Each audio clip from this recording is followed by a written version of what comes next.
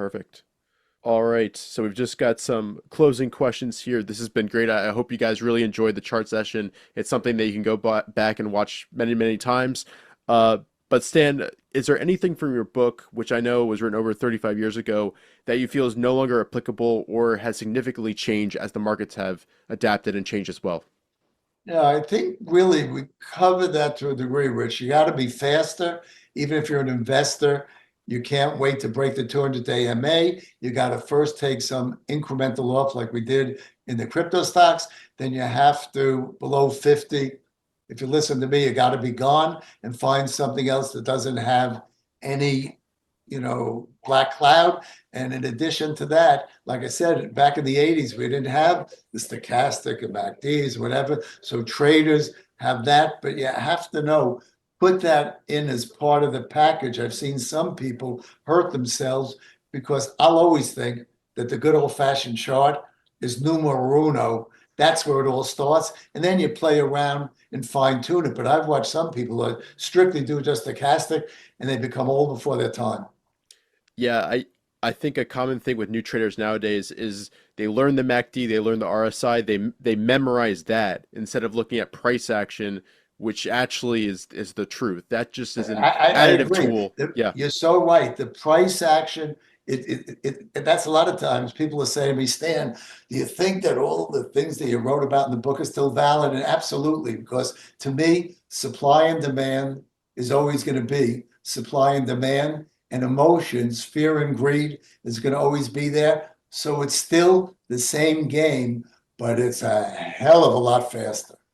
Yeah, and you've seen so many bull and bear market cycles, stage one through stage four over and over again. Is this bull market typical, or in some ways is it different? What are your thoughts on that? Like I said, the way it's different is that you have a diversity of good and bad stocks that I've never seen in the middle of a bull market like that. So I think that's different. And that is why I write repeatedly, be in gear with us. Perfect. And this year has been exceptionally strong. There's been so many opportunities as we've highlighted.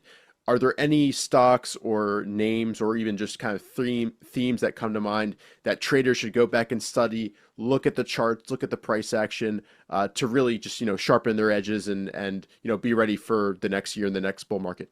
I think, Rich, that's real. I mean, we've done this tonight even longer than I planned on. I think that we did a junior teaching course tonight. And if somebody really does their homework and they don't try to overthink things, but they look at the good versus the bad, I think, it's kind of obvious. Yep. And if somebody wants any even more stocks that Stan's analyzed and gone through, as part of your masterclass, we went through and made model books of stage one, stage two, stage three, stage four breakouts, broke it all down really simply and giving you so many examples that you can go back and study. So the link to the masterclass, which is excellent, we've had hundreds and hundreds of traders go through that, is down below in the Yeah, description. I So was check it really out. proud of that trader course. I think it's great. And it's kind of like an encyclopedia. You can go back and you can look at it. And anybody who now is interested, you'll tell them how they can come in through you and sign up and let's win.